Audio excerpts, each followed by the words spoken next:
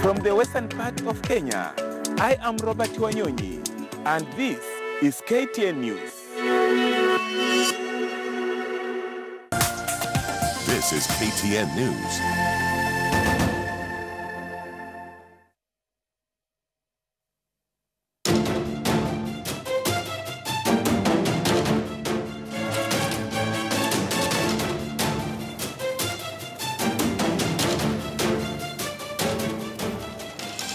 You're watching Kivumbi 2017. Glad you could join us. Now to the activity within the precincts of Parliament, where newly elected senators are undergoing orientation.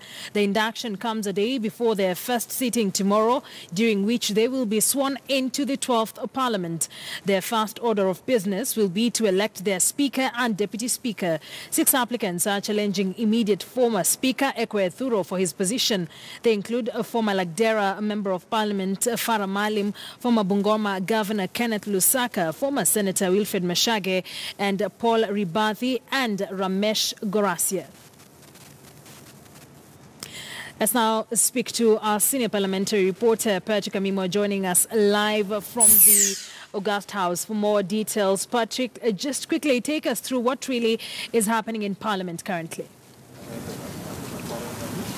Thank you, Akisa. It's been a very long day for those, at least, new senators who are coming in. This time round, after the August 8th election, we've had at least the Senate with 35 new members. Only 12 members of the 11th Parliament and the first Senate made it to this particular August House. And we have really very, very fresh faces. And today they were just coming through the orientation process, where they were taking through the induction process and maybe making sure that they are everything or is on board. They have the necessary papers with them, so that they are ready for the tomorrow's activities when they'll be electing the Speaker. Because remember, tomorrow the function will start very early in the morning. And joining me now is Mercy Chebeni, who is the nominated senator on an ODM ticket, and she is the youngest nominated senator at the age of 24. Mercy, congratulations.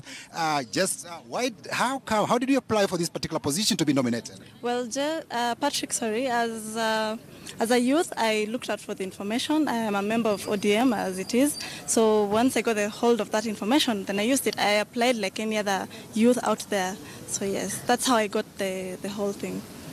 You are a youth, and we see almost 65% of the Kenyan population is comprised of youth. What is your agenda for the youth as you join the Senate? My agenda, my topmost agenda will be to look on things like unemployment, youth and agriculture, and creativity in that. You see, most of the youth today currently are inventing things. They are coming up with new ideas here and there. So that will be my agenda.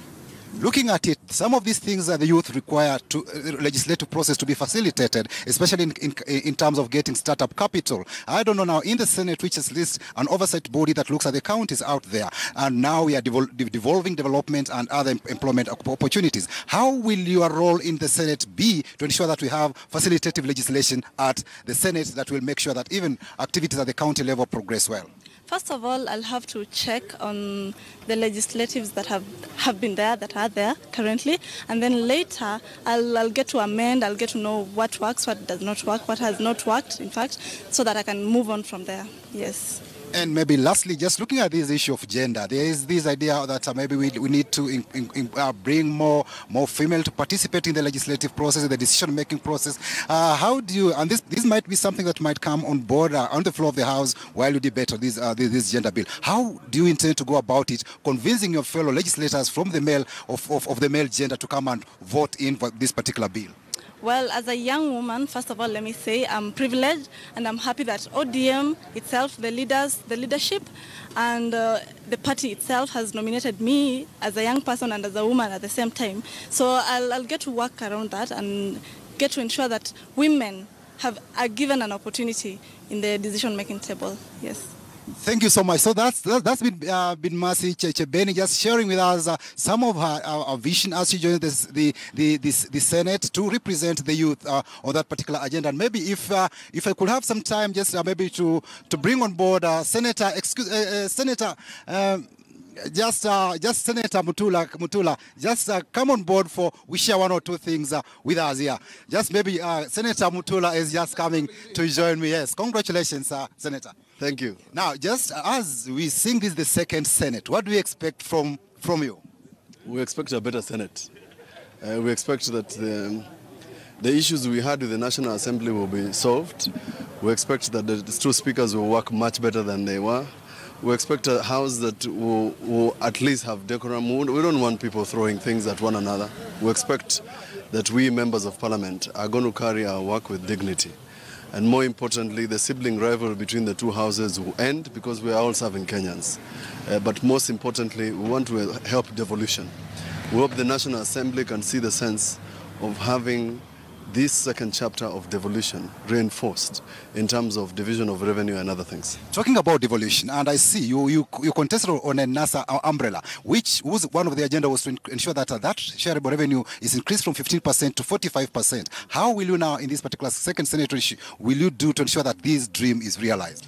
I was vice chair of a select committee of the Senate, which proposed and was agreed unanimously that the percentage in Article 203 should increase to 40%. All we need to do is rally the Senate, rally the country into a referendum of some of these minimum reforms. But even before we do so, we are going to ensure that the national government devolves resources. The functions they have devolved, particularly on the function of health, the resources are here at Afia House. We want those resources out in the counties.